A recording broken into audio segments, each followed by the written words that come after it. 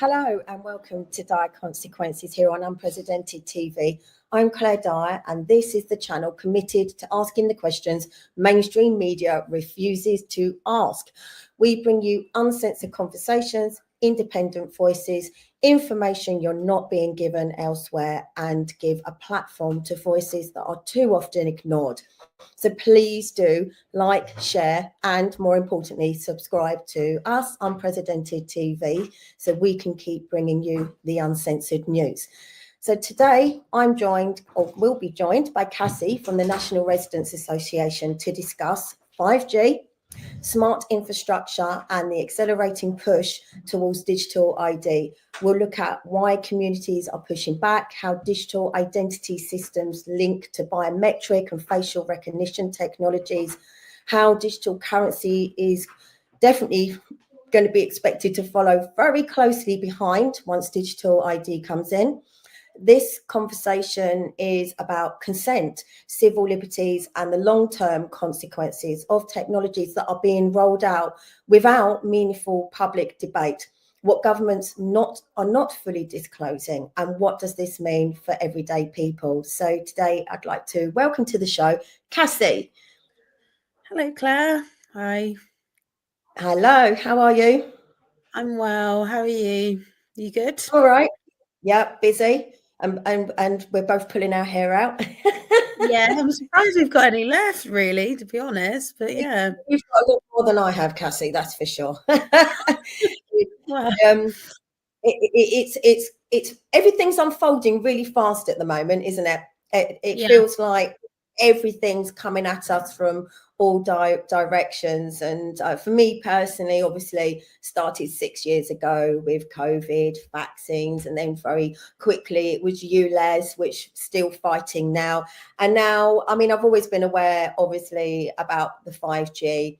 And then obviously the whole digital infrastructure, but now find myself personally fighting this as well, which is why I wanted you to come back on so that we could try and break really the programming that I believe is still around 5G. Oh, that's a conspiracy. And you are the person who I would say is the expert in this field. I wouldn't go that far, Claire. There's many experts out there, but you're the only expert I personally know. So, and I would say you're very knowledgeable, and you do a lot of good work up and down this country, and I think you're very good at educating people. I try. Hopefully we can do today. So yeah. Well, I mean, on that topic though, Claire, I think one of the things is what we're going through at the moment is something called the fourth industrial revolution. And a lot of the general public don't really know what that is, but they will see changes such as these big, huge 5G towers. You know, you'll have lots of cameras, surveillance, and, you know, cameras in shopping, supermarkets, those kind of things. Radical changes, but they're sort of like incrementally coming in, but at quite an unprecedented rate. So the fourth industrial revolution is more leaning on artificial intelligence, AI, and a lot of people are becoming very addicted to ChatGPT and these kind of things now, which speeds up the process for a lot of people. However, it has its consequences, and such as 5G, for an example, the rollout started probably in around the COVID era. And they were literally putting them up at night, weren't they? During lockdown. I was living in London. at the time. And I remember going to the park one day and I came out and I thought to myself, what the hell is this huge black thing? I had no idea. And it was just so tall. And, you know, the ones on the screen here, they're sort of, you know, small cell kind of radio waves, but they're usually on an apparatus, which you can see there. But you also have your 5G monopole masts as well, which are the very big ones, which I think we'll have a screenshot on the next slide. So that is a monopole mast. Now, a lot of people are seeing those on the streets, but what people don't realise is that these things cost electricity. So that's for number one. Now, somebody did an analysis on this, and one of the easiest ways that I can possibly explain their breakdown and their potential sort of output of electricity that was being used is 72 to 75 houses power. So that's unprecedented. That's just for one of these monopole masts. Mm. So yes, but 5G in its totality is essentially a rollout to create what we would call a smart city. So we'll take you through that because I've got some slides in a minute. Yeah, you have a lot of people that straight away, as soon as you mention 5G, they're like, well, don't you want better phone service? Don't you want to be able to download, that video a lot quicker? And I always make a joke of it and say, it's not so that you can download your porn in half a second. I feel like we are becoming a dumbed down nation where we're so glued to our phones, and I would actually say service has got worse, not better. But everyone, we are a society that are obsessed by our phones. We use our phones for everything. That there's smartphones now, and everyone, it's Amazon, it's Netflix, it's this video, that video, computer games, and I think that, yeah, we are becoming quite dumbed down, and I think we're becoming lazy as well. And we think that all of this is for our convenience. So it's trying to convince people that actually we're being misled into thinking that this is to make our lives easier. Yeah. Well, the whole backdrop to it is that 5G then interlinks with a smart city, and there's something called an Internet of Things. Now, people are starting to see sensors. Now, 5G towers will transmit data. So for the Internet of Things, it's all about transmitting data. At the moment, I think we have about 41,000, I read somewhere, 5G towers dotted all around the country. And if the studio could possibly show this article with Ofcom, we are looking at increasing that rollout. So Ofcom have just done a deal with the mobile phone providers. Again, it's costing, it's 1.5 billion. I missed it there, but it's a lot of data. So with that means that we're going to need more to be able to cope with this demand. And I've made a little 5G. It's actually a little AI video. So but it really is kind of an explainer video for the audience. So I was just wondering if we could maybe put that on. That's the next big thing in wireless communication that's sparking both excitement and concern. While it promises lightning-fast internet, there are some serious questions we need to address about its safety and implications. First, let's dive into the health concerns. The International Commission on Non-Ionizing Radiation Protection, or ICNIRP, sets the safety guidelines for EMF exposure. But here's something interesting. Some scientists argue these guidelines might not tell the whole story. Several independent studies have raised red flags about potential biological effects from prolonged exposure to electromagnetic fields, especially at the higher frequencies used in 5G. But health isn't the only concern here. Think about this. 5G infrastructure requires a dense network of small cells, creating a perfect framework for unprecedented surveillance. With geofencing capabilities and the Internet of Things, every connected device becomes a potential tracking point. Your smart meter could reveal when you're home, your shopping habits, even your daily routines. Recently, there was a groundbreaking case in the UK that caught my attention. A planning inspectorate actually rejected a 5G mast installation, citing health concerns, something that rarely happens. This decision could set an important precedent for future installations. As 5G continues to roll out, we're looking at a future where these networks could become even more pervasive. The infrastructure would enable not just faster internet, but a complete digital overlay of our physical world. And here's where it gets interesting. This network could significantly boost artificial intelligence capabilities. How? By providing the massive data throughput and minimal latency that AI systems need to process information in real time. Speaking of AI, 5G could be the missing link that enables widespread autonomous systems, from self-driving cars to smart city infrastructure. But at what cost to our privacy and health? Here's the most concerning part. Most of us weren't even consulted about these changes happening in our communities. The rollout has been swift and often under the radar. So what can we do about it? First, we need to demand proper health impact assessments. These should be independent, comprehensive, and publicly available. Second, we can get involved in local planning decisions. Your voice matters when it comes to mast installations in your area. Third, we can push for better regulations around surveillance capabilities and data collection. It's not about stopping technological progress. It's about ensuring it's implemented safely and ethically. We need to ask the hard questions now, before we're too far down this path. Write to your local representatives, join community groups focused on this issue, and stay informed about developments in your area. Remember, technology should serve us, not the other way around. We have the right to understand and influence how these systems are implemented in our communities. The future of 5G doesn't have to be a dystopian one, but that depends on the actions we take today. Let's ensure this technology is thoroughly tested, transparently deployed, and truly serves the public interest. After all, it's not just about faster internet. It's about the kind of world we want to live in. See, what concerns me is, I mean, I'm not an expert on this, and I've found myself having to learn very, very quickly. But what I see is that they need all this 5G.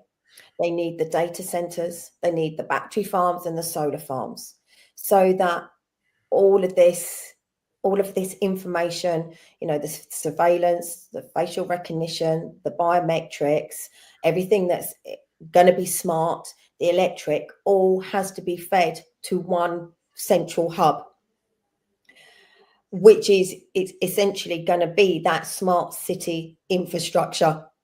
That's then obviously your digital ID, which will then be the digital currency. So it's all controlled, and they need this technology for that. But yet they're misleading us by making it think that all of this is for our convenience, and yet everything that we're saying is just a conspiracy. But it isn't. No, and I mean, on. you look at like, I think it was yesterday, they've just made huge changes to the planning national infrastructure projects.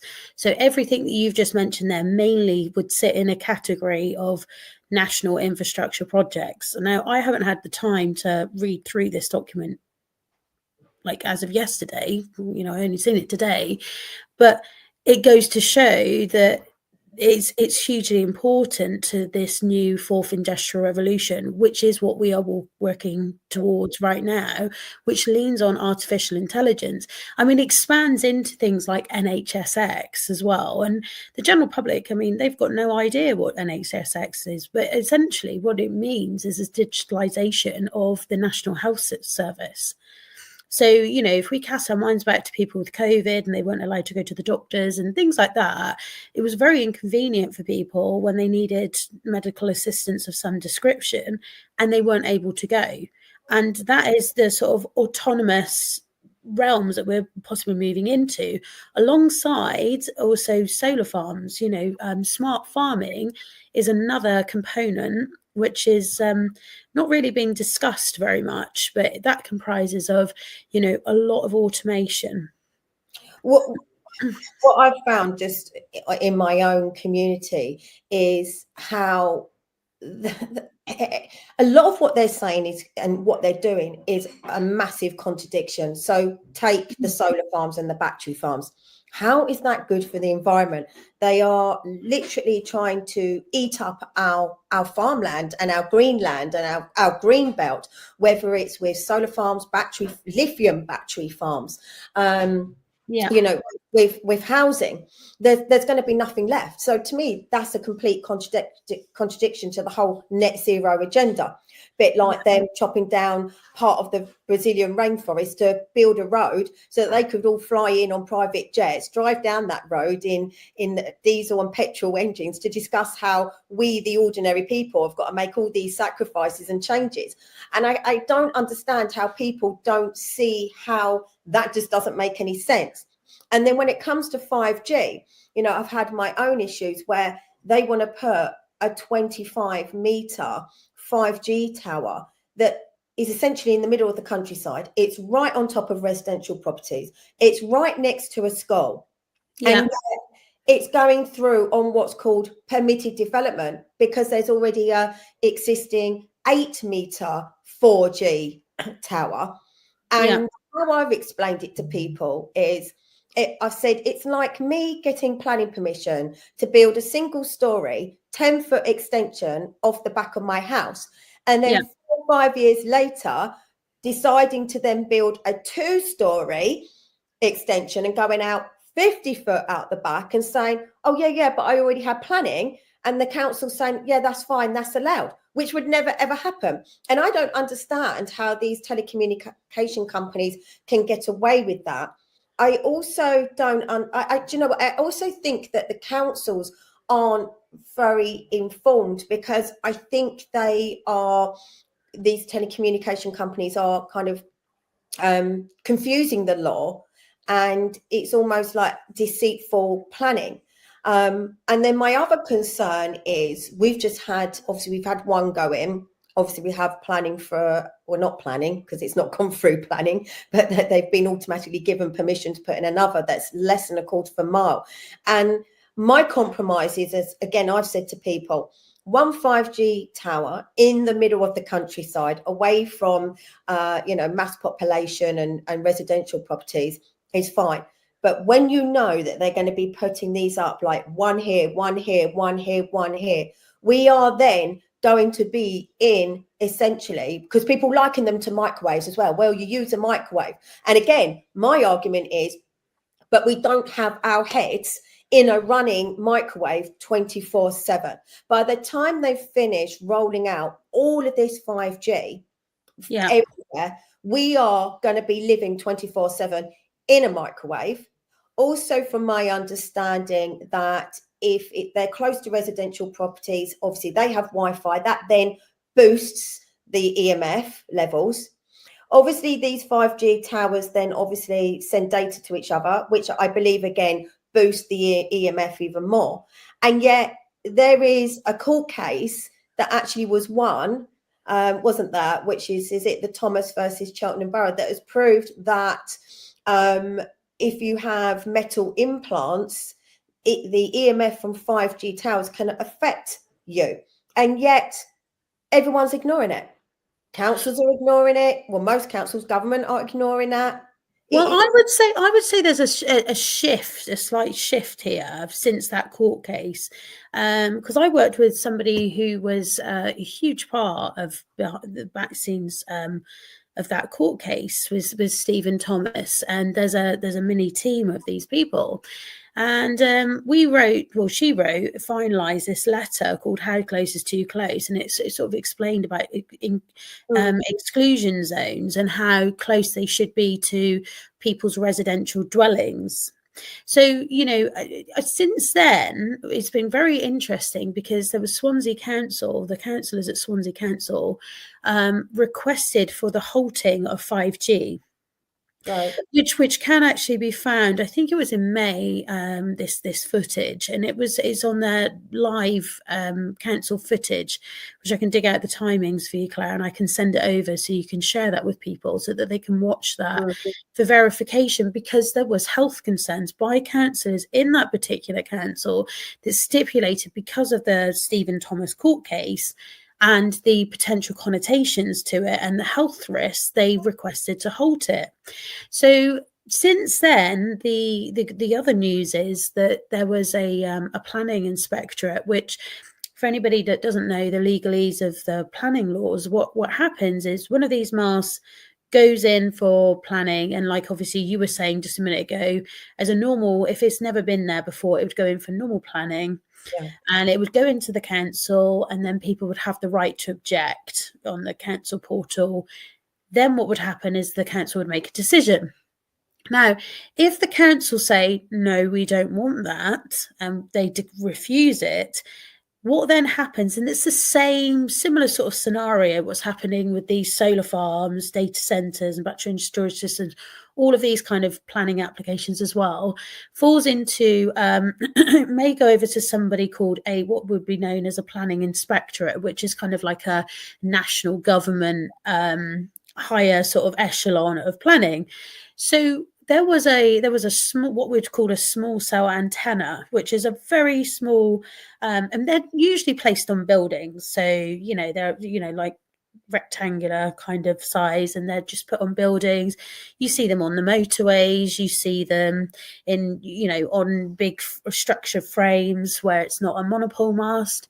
And there was a planning inspectorate that refused 5G small cell antenna, which is much smaller in size than one of these big, huge monopole masts, on the basis of the Stephen Thomas versus Cheltenham Borough court case on health grounds, which is it's huge. So that's starting to show now, you're starting to build up that picture that this is quite serious. But the one new thing that's recently come into the realms of the council's taking it even more seriously, and I was wondering if the studio might be able to put up the Castle Point Essex The literature, Castle Point Point Council Essex, the next one, I believe. This is the one. That's right. So this is Castle, and I'm going to share this link with you so that people can go and check it out for themselves, because I think it's very important that a council have now acknowledged about the Stephen Thomas court case,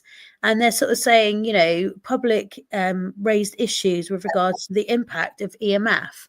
So EMF actually stands for electromagnetic radiation frequency. So what I'm just going to say as well, Cassie. So this is because this is all whole linked. As soon as you start saying about EMF and 5G, people just go, that's a conspiracy. And then they go, get your tinfoil hat out. And the way I've tried to explain it to people, again, in layman's terms, is saying, when you're going for an X-ray, they make you wear the lead aprons. When you go for an MRI scan or anything like that, they ask you to take out any metal piercings. I'm pretty sure most people have seen the odd video. Funny enough, I saw one the other day where a worker stepped over the line in an MRI scanning unit, and the keys, his metal keys, got whipped out and just went flying across the room. And that's how I try to explain it to people, because this is exactly the same. They have proven and won in court, and you're telling us that a planning inspectorate actually turned down a 5G because of EMF, and this case where they've proven that it can affect people with metal implants, but also including hearing aids. Yeah, correct. And you've got to think about people with pacemakers. You have to think about people with fillings. You have to think about people that might have, metal implants of some description in their body, right? So, I mean, there's a whole, so you don't know when one of these towers is going near somebody's property, who's assessing, who, if anybody's got any of these things. So in my case, obviously it didn't go through planning, because they already have an 8-meter 4G mast installed. So this is going through as an upgrade, and the council's saying there's nothing we can do about it because it's just an upgrade. I said, well, an upgrade to just over 25 meters is a hell of a lot different to 8 meters. It's obviously now 5G.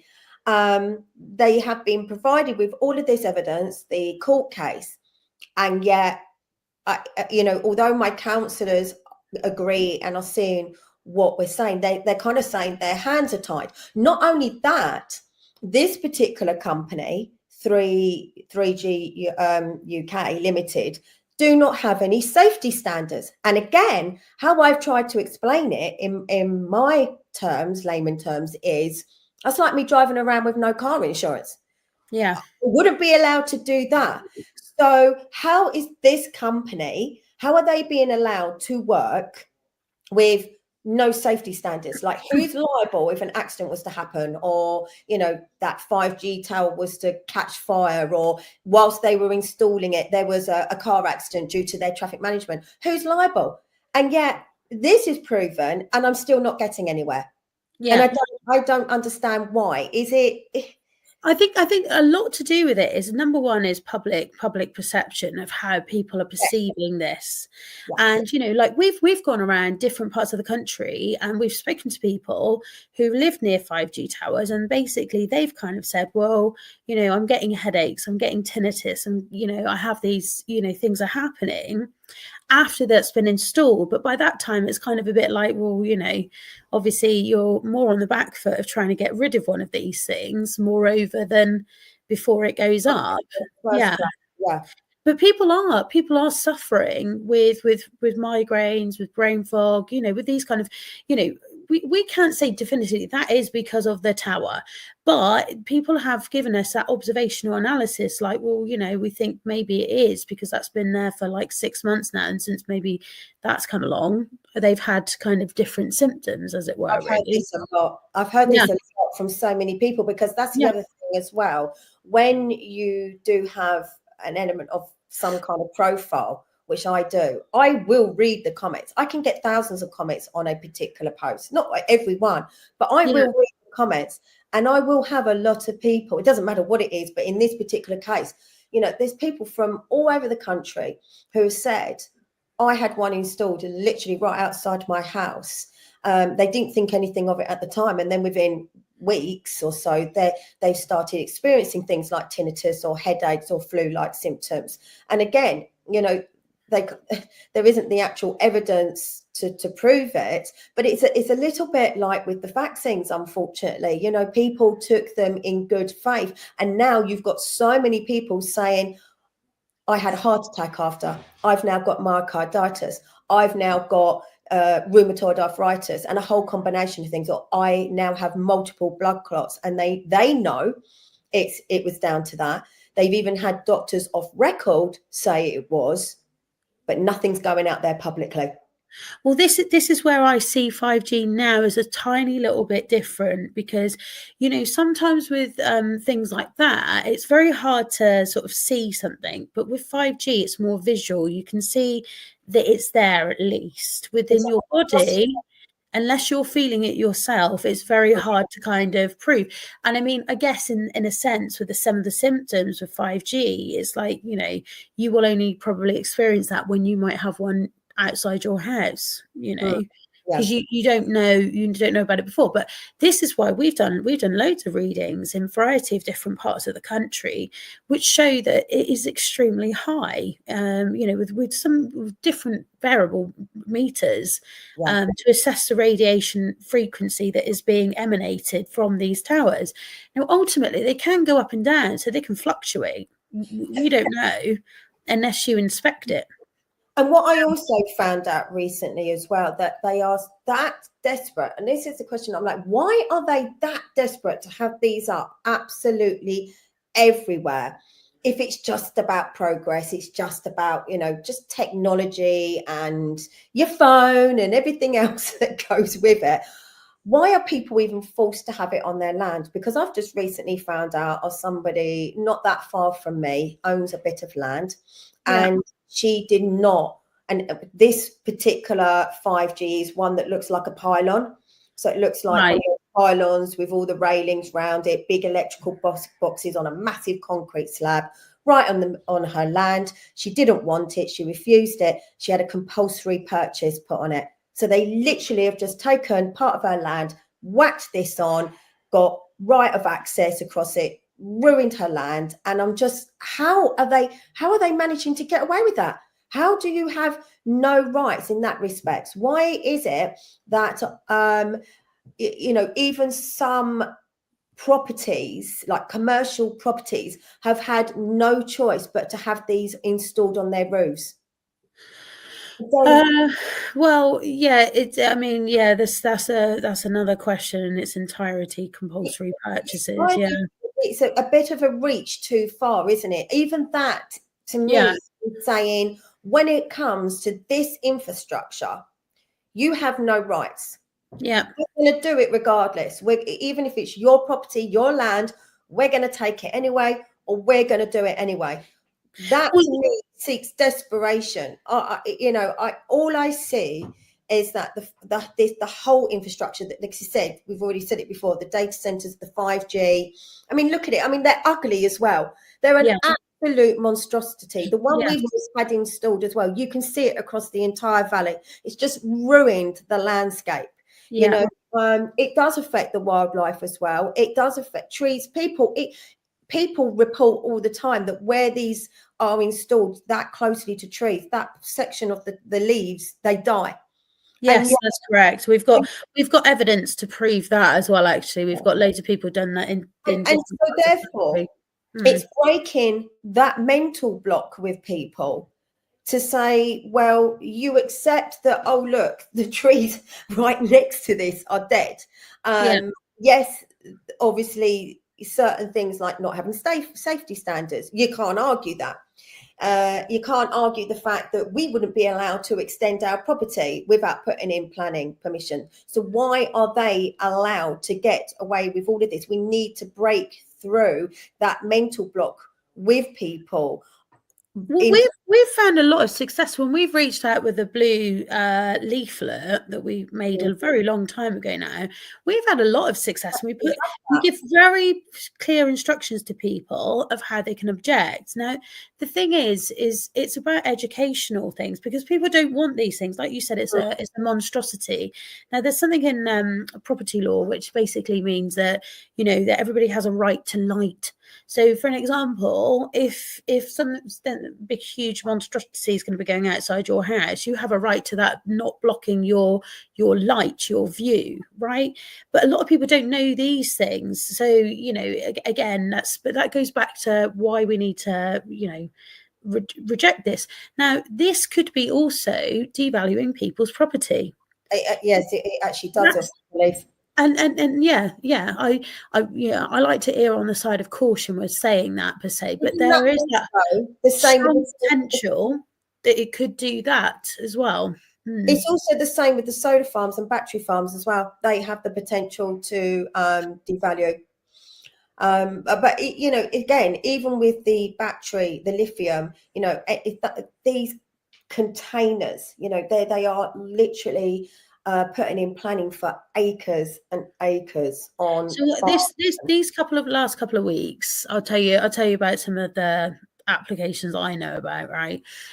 So there's data center. So everything beyond 5G, the surveillance, the cameras, the sensors, so all of this is transmitting data. You have to think about this whole new industrial revolution is about data.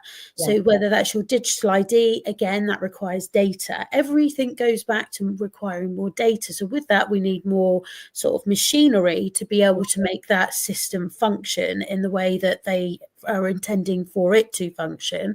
And that means that data centers are a key component to all of this, because everything goes back to a data center. So anything in the cloud with your iCloud, your phone, or it goes up to the cloud, but it's stored within a data center. And people don't realize how much land these things are occupying as well. So funnily enough, the UK is planning on rolling out another 100 data centers. Now, there was a planning application that went in, I think, in near Liverpool area, and it was for about 380,000 square feet of a data centre. And that's just one. Then I was told of another one that's going to be built in Scotland. And these are huge. Not far from me, I believe, that just went through as well. Well, we've got a new leaflet. I'll show you. I'll put if it would be all right for the studio to put it on the screen, because again, it's lack of education, lack of awareness. People don't understand until something like this is happening on their doorstep. Is this the data centers what every community should know? Yes, this is the one. Yeah. So we're kind of like wanting to show people here. So within a data center, what happens is there's so many systems in there that they need cooling down. So they They have like what we would call an open loop system and a closed loop system. So an open loop system is like a research, like always continually taking more water in order to keep these systems cool, because they have to keep them cool because otherwise they catch on fire. There's They a need water, basically. Basically, yeah, just to keep the systems very, very cool. Now, a closed loop system, albeit it sounds great, it's basically recycling of the same loads of water, which could be hundreds up to thousands and thousands and thousands of litres of water, depending on the size of the data centre. And it'll be recycled and it'll be going around the data centre. And then we say, well, that sounds all right. That sounds okay. But what if a system breaks? You are going to then need to refill that up. So what we want to do now is start asking the water companies, where is that water going to come from? Number one. And then if we let the community know, number two, like, are you in agreement with this? Number three is the electricity component to them is just absolutely unbelievable. So obviously it uses a lot of electric. That's right. So every footprint, everything that we do on AI or ChatGPT or whatever, anything that relates to data, we will require a data center somewhere along the line, whether that's for your digital ID. So if you think about digital ID, they want to bring that fully into being 2029. But actually, these data centers, they need these data centers by 2029 to be ready to go as well. Of course, they need the solar and the battery farms for the electric, because the national grid isn't equipped for this. Well, battery energy storage, so with the whole renewable energy side of it, so on that component, if you think about data, like so battery and solar farms, new application, this is just one area has just gone in that I've been told about. We're going to do a campaign on it. 900, I'll just put this into context, 900 football pitches in size is going to be this solar farm. So let's just think, Claire, right? Let's just think about what's happening right now. The rain is raining outside. It could be snowing in the minute. It could be, whatever. How is all of that going to be beneficial if we're going to be building solar farms of this magnitude across the entirety of the country? So I'm seeing solar farms, and I'm sure most people are starting to see solar farms when they drive down the motorways, or they're just cropping up. And this is exactly what we're having. So, and then what's the shelf life as well? So about 20 years on average. So then you're going to need to replace that. So then there's all that wastage from the solar panels. So how are you going to recycle that? So with a wind turbine blade, that takes about 1,000 tons of concrete per wind turbine. And this is where I said the whole thing's a contradiction, because they're pushing all of this under, it's very green energy, but to actually put it all into place or even dispose of it is not green or environmentally friendly at all. And the irony is people don't want these things on their doorstep, right? A lot, like with anything, most things they don't want on their doorstep. I'm just going to make a little bit of a joke, because the latest thing with our planning development as well, again, Greenbelt, wanting to put 650 homes, is the latest nickname is NIMBY. Not in my backyard. Now that's the thing. Nobody wants them. Oh yeah. We all support solar and all of this, but as soon as it goes up, and it's their view taken away, they don't want it. But it's funny that, and then you can put it somewhere else. They say, put it somewhere else. Where do you want to put it? But the fact is, this is going on everywhere. It's not just a case of not my backyard. It's a case of not anyone's backyard, because they're taking up so much of our land. They're basically stealing our land one way or another for all of these different means, and pushing it under the guise of net zero for our convenience, for our safety. But ultimately, actually, the whole infrastructure is for this whole push for smart cities. Yeah. And people are starting to realise that slowly, but not quick enough. Well, let's just put this into context, right? So we're the 3rd/4th most heavily surveilled country in the world, right? So all of these new cameras, on average, and I say on average because it is quite variable depending on the camera type, etc., are around about £7,000 from buying to installing, and then obviously you're going to need maintenance thereafter. So if we're going to be going and just rolling out all of these cameras everywhere, which we are doing at an unprecedented level, that then means there's more electricity. That then means there's more maintenance. Yeah. That then means that, so why, and then you're seeing like cutbacks in the, is there cutbacks in the police, for an example? Why are we seeing all of this? This is exactly what I've been saying. And all of this stuff is leading us into giving us the solution. Like you said, there's not enough funding. There's not enough police on our streets. They're not attending to crimes, mainly burglaries, shop theft, all of that. And then they give you the solution of, for example, where near I am, Croydon the police have just started using their facial recognition cameras to catch that said criminal. And everyone's thinking, oh yeah, thank God, it's great.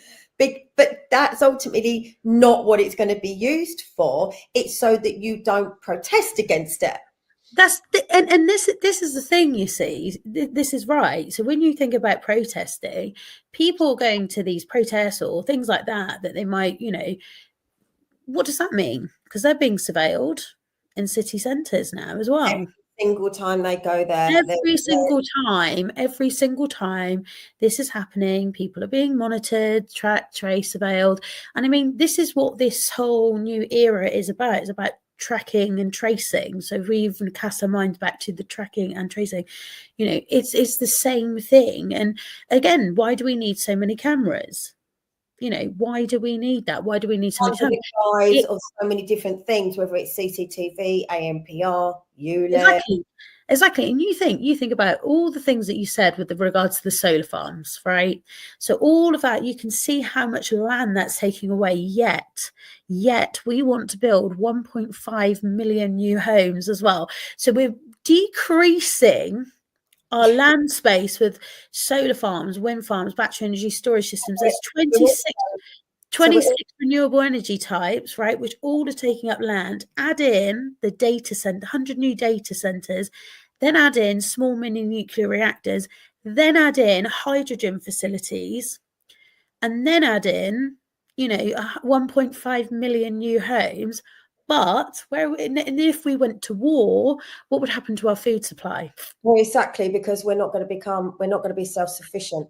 And as one of the slogans is, control the food, you control the people.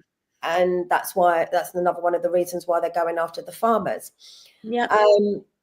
What do you think the solution is? Because in my opinion, I keep saying the technology's ready, but the infrastructure is not complete. Because everyone keeps saying, we've already got digital ID. We're already being tracked. Someone said, I disagreed. They said, your phone, basically. You've got facial recognition on your phone. But right now, what I said, the one difference is not everything is centralized to that.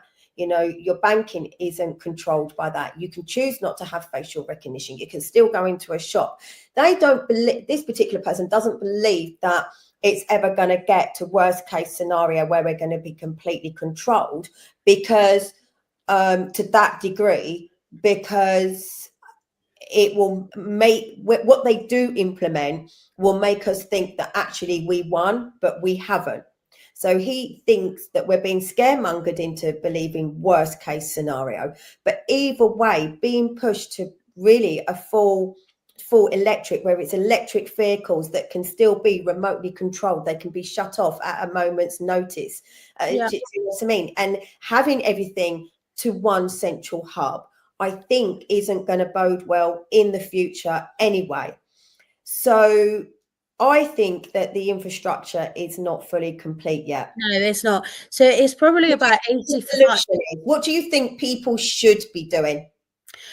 I think people should be monitoring what is going on in their area. Now, we hear a lot of people going, I don't like this or I don't like that. Well, you have to take action in some way, shape or form, whether it's like campaigning against that solar farm that you don't want. You need to bring people together under like a common denominating topic, or maybe a variety of topics. I mean, that could be like people running around with machetes in your local area. I mean, that's happened in one of the areas, the people that I've worked with, right? And, you know, a lot of residents were scared naturally, you know, because of that situation. And these kind of things are happening all over the country. So whether it's about a 5G topic, whether it's about solar farm data, whatever the topic, it doesn't matter. Anything to bring people together, because if they do take us to war, we need to be kind of interlinked with our communities. Which they are talking about already. That's right. So we're in a situation now where it's called Blizzard, and I did talk about, I would say about 4 months ago. And I said at that talk, I said, we're in a situation now where they're just throwing everything at us. And basically it's multifaceted warfare where they just throw everything at you and then they just create a flash war. That's where we are, right? So when I seen that coming out on the news the other day, it came as absolutely no surprise to me whatsoever. And that's why more than ever now is the absolutely right time to get people together, to work together in your community. I mean, wouldn't it just be amazing if everybody realised that, oh my God, we've got all these solar farms, where are we going to have our food next year if anything were to happen? Why don't we start going planting in our local park or things like that? You know what I mean? We'll be eating bugs, Cassie. Well, and genetically modified food that's come out of a lab. I think that's what they want us all eating, don't they? Klaus Schwab's, Klaus Schwab. And I mean, and also, I don't think they want as many of us. We're just useless eaters, aren't we? Apparently so. But we have been massively underestimated. I must tell you that, though. I think they think we're bloody stupid. Honestly. I do agree, though. I mean, just so far in our community, and there hasn't, I mean, on different topics, there's been maybe some different people involved, but generally it's the core same handful of people, you know, from still stopping ULEZ. So we still don't have the cameras. We don't really have any real cameras around here of any kind. That's We're quite amazing. lucky. We are a village. We are in Greater London. But we probably have the least probably amount of cameras ever. You know, we've already fought against a solar farm that was literally a minute from my house, where we managed to pause a battery farm. I'm not going to say stopped because I think they may have appealed that. But we are fighting against it. Now we're looking at, obviously, most of the community are now wanting to fight against the planning development of 650 homes for the simple fact that we don't have the infrastructure. It will literally cripple us. And obviously we are now fighting a 5G that's going up literally in the countryside, right on top of houses, will be an absolute eyesore, and it's right next to the local school as well. So I definitely feel, just where I live in my little village, we're being hit with a lot of things. Like, I feel like it's coming at us all at once, and it is overwhelming. But at the same time, it wouldn't feel so overwhelming if we actually had more people involved. But we are kind of seeing results, and we are obviously trying to work with the council. It's trying to educate the council, because obviously I don't know enough, so I'm still having to learn. But I have been able to learn enough to give enough information over to my councillors that I think they're on board, and they can see the evidence that I'm providing to them to at least try and hopefully push back against it. You know, I think if every single village, town, borough did this across the country, I think it would have this huge ripple effect to be able to push back, not just locally but also nationally, right? Because you can't just expect things to change if we don't do something to help that change. And because this is a warlike footing that we actually probably are being moved into, we have to prepare for the worst and pray for the best. I'm not joking you when I say that.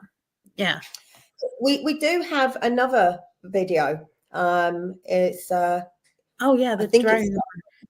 Yes, with the drone, which I think we're showing. You can the 1 million drones could fill UK skies.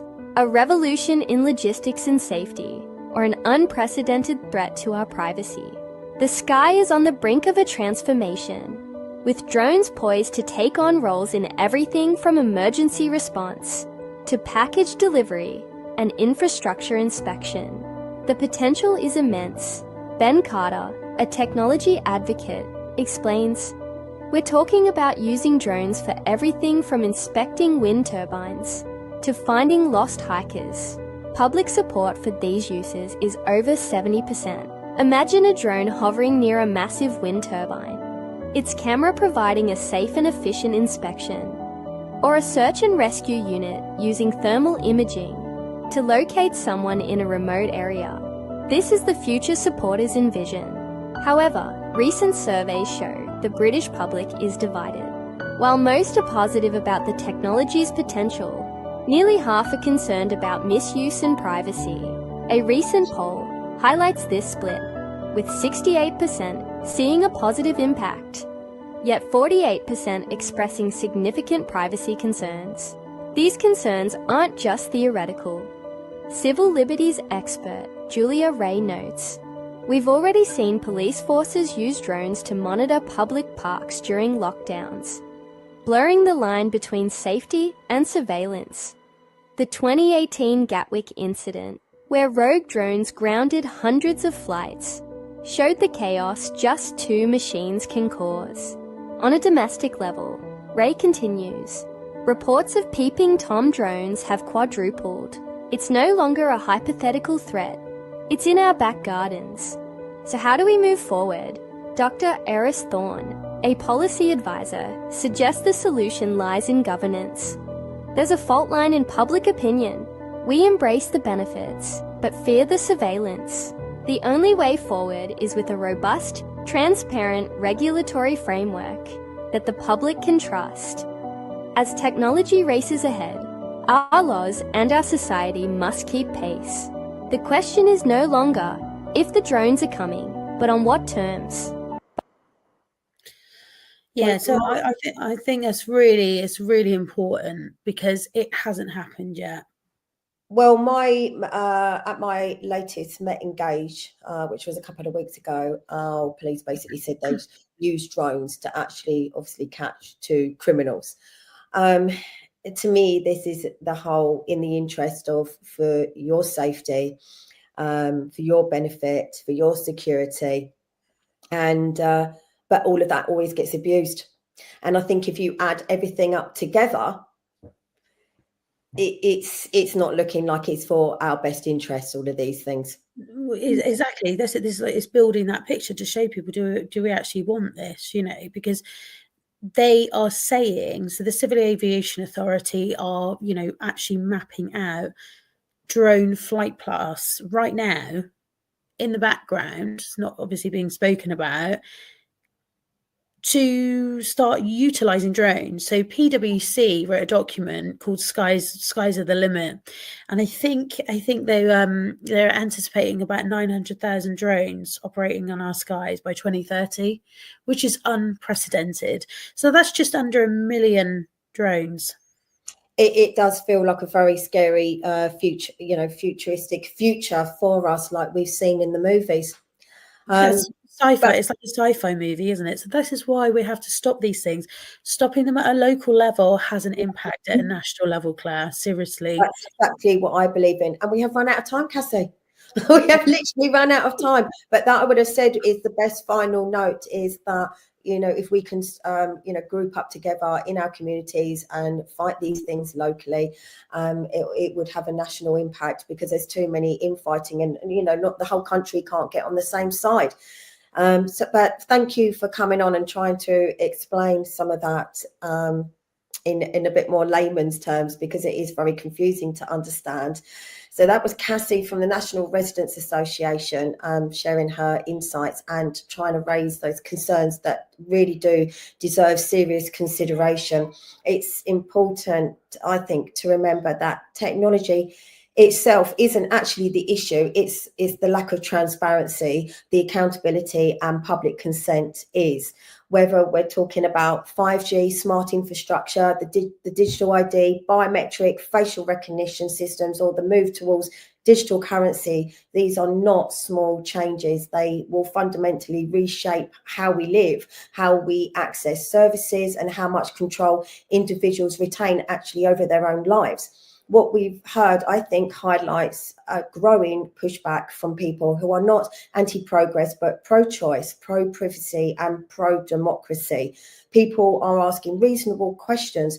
Who controls the data? How is it used? Who has access? What happens when the system is hacked? And what happens when opting out is actually going to be, or could be, no longer an option? These systems, that they're being introduced as convenient, efficient and unavoidable, but inevitably should never replace informed debate and consent.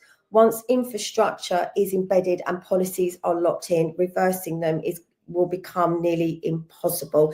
That's why these conversations do matter now, not after the fact. An informed public is not a threat to democracy, it is the foundation of it. If governments and institutions believe that these technologies truly serve the public interest, then openness and honest dialogue should not be feared. Personally, I don't believe it is in the public's interest and are to be put in place merely to serve their own agenda and serve them. But thank you to you, our viewers, for choosing to question, to think critically and stay engaged. This has been Dire Consequences on Unprecedented TV. I'm Claire Dyer. Keep asking questions, because the consequences of silence, they are far greater than the consequences of speaking out.